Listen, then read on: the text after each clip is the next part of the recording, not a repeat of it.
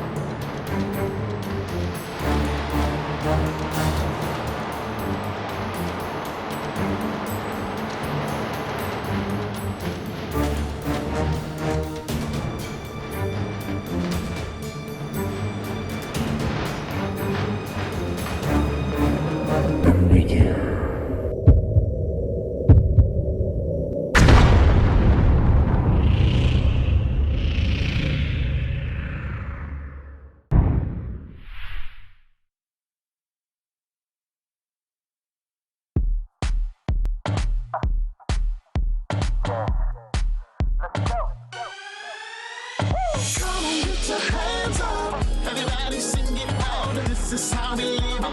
The Total Faith Show. Come on, get your hands up. Everybody sing it loud. This is how we live it. The Total Faith Show. Come on, get your hands up. Everybody sing it loud. This is how we live it. The Total Faith Show. Total Faith. Lifestyles, relationships, business, networking, ministry, community. The Total Faith Show. Start the show.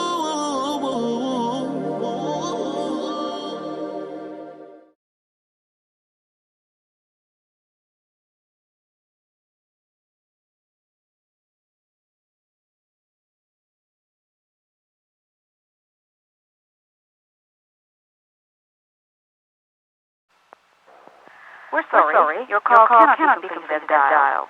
Please check the number and dial again. This is a recording.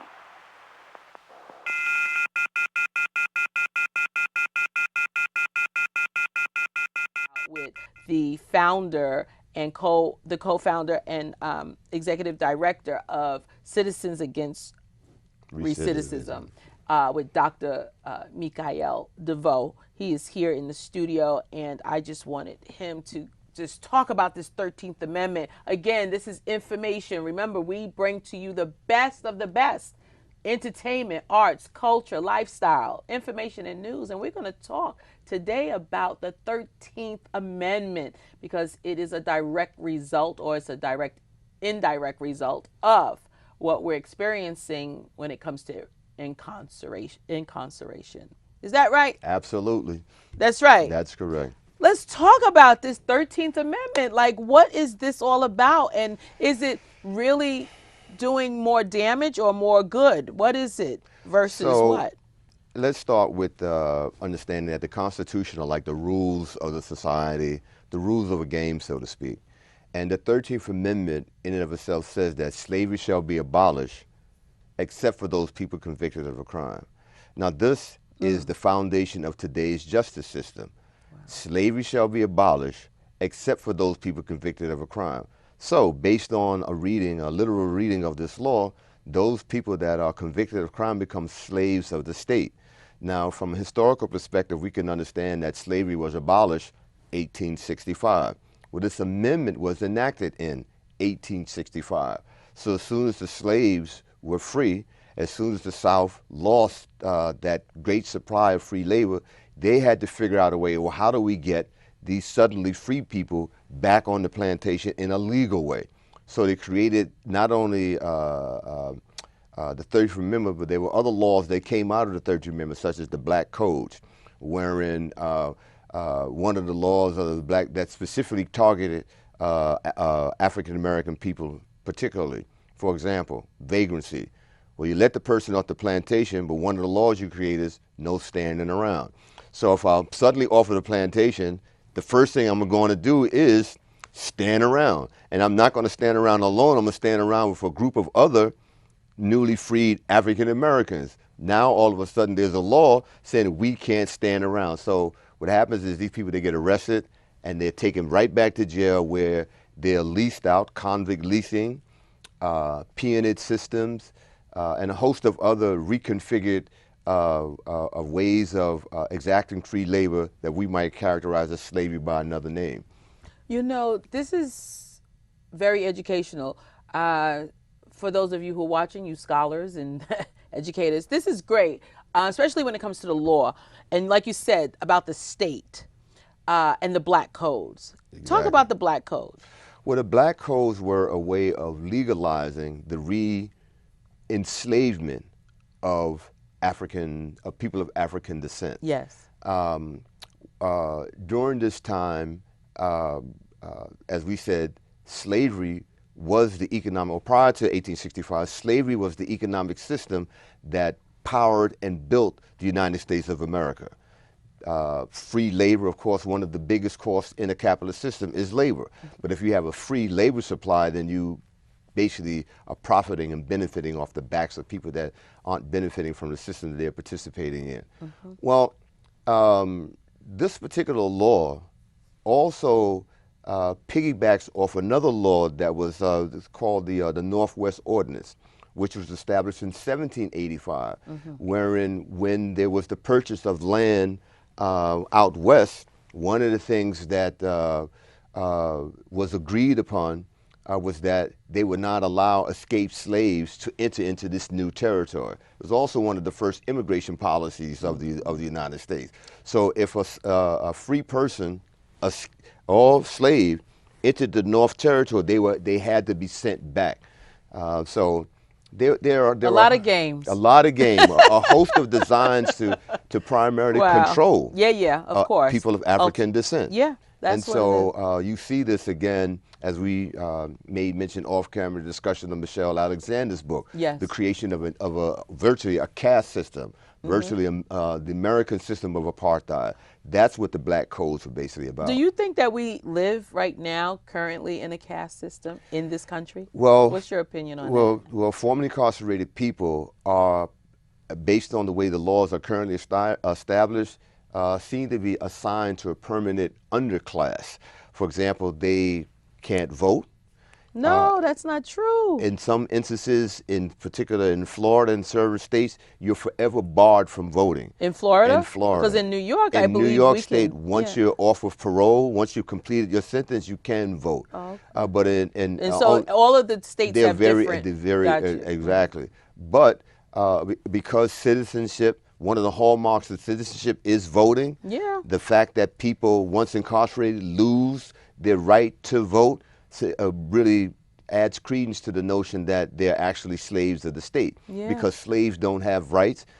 Currently, you may be aware that there's a nationwide strike among formerly incarcerated people, among incarcerated people protesting the condition of their incarceration, primarily based on their understanding of the 13th Amendment. You know what? I'm glad that we're bringing this up. Just not too long, the political prisoners. That's another area that I also looked into. Well, these people are basically incarcerated because of their varying political views.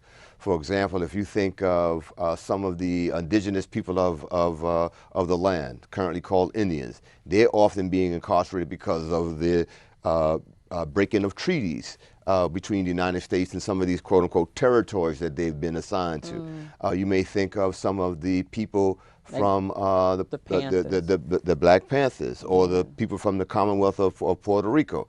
People are just fighting for fair treatment from, we may not like to consider the United States an oppressive government, but often the government is oppressive in the way that it treats groups that are not a part of the dominant group.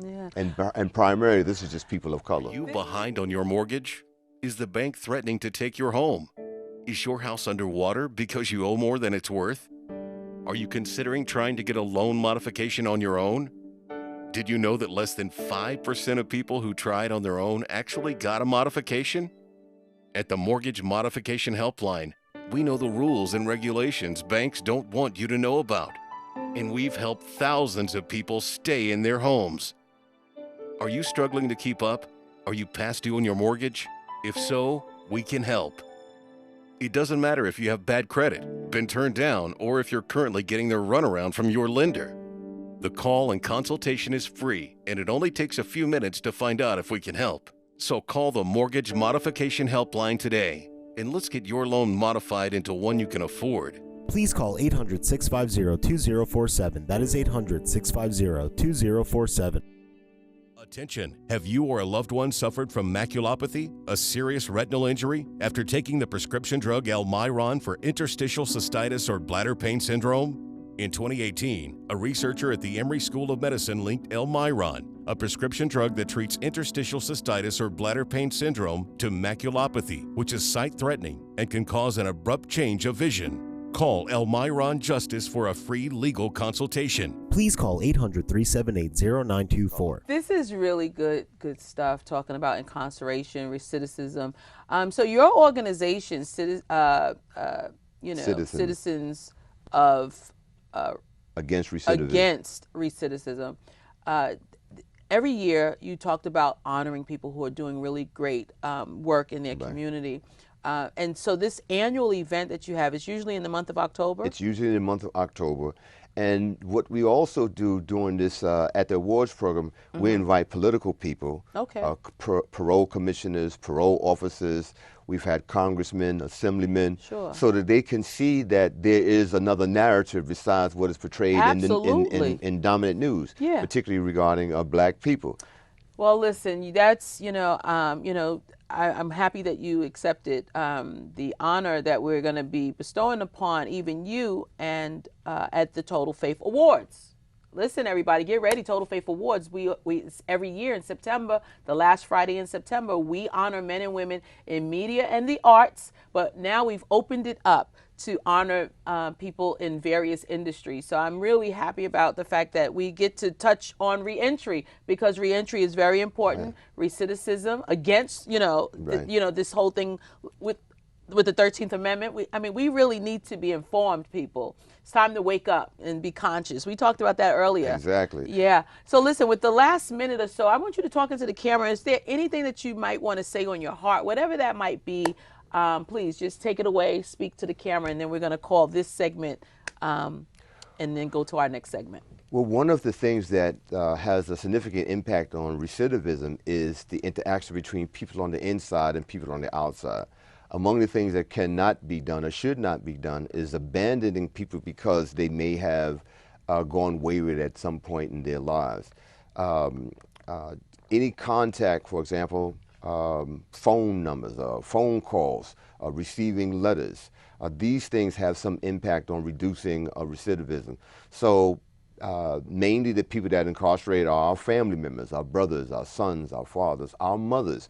African American women are the fastest rising population of those that are incarcerated. And so people need to be supported because they cannot expect to have the support that they need to get along with their lives to come from the state. Tell them how to reach you. So they can reach us at www.citizensinc.org or send an email to info@citizensinc.org regarding these issues or regarding the awards program that we're having this October 20th in Harlem.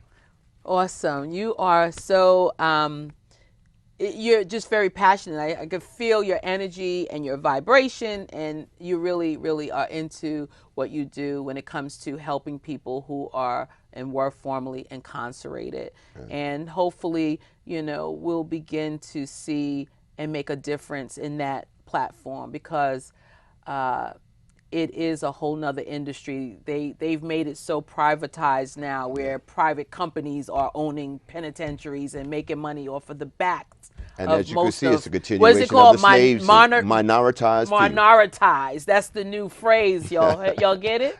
Minoritized. We're not the minority. Exactly. We're actually the majority. And that's why they want to minoritize So now they want to minoritize us. That's a good one. So anyway, with that said, thank you again. Thank you. And I appreciate you.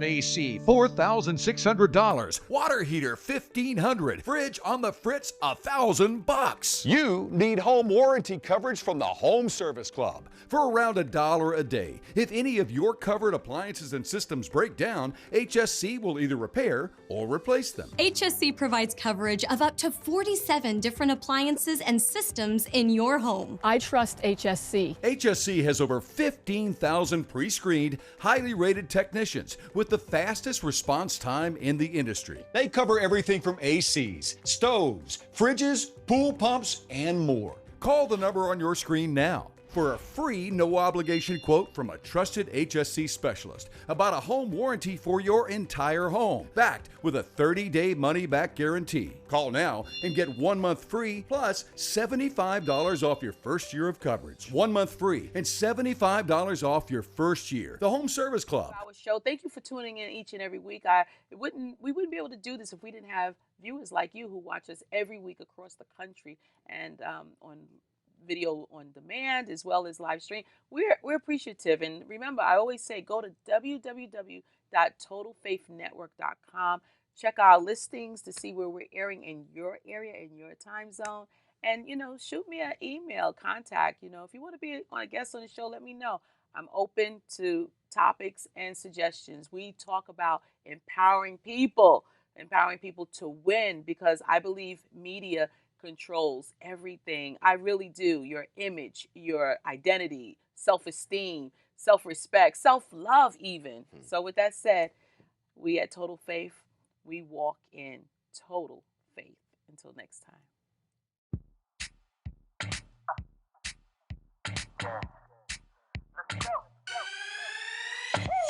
on, get your hands up. Everybody sing it loud. This is how we live the Total Faith Show. Come on, get your hands up. Everybody sing it loud. This is how we live the Total Faith Show. Come on, get your hands up. Everybody sing it loud. This is how we live the Total Faith Show. Total Faith, lifestyle, relationships.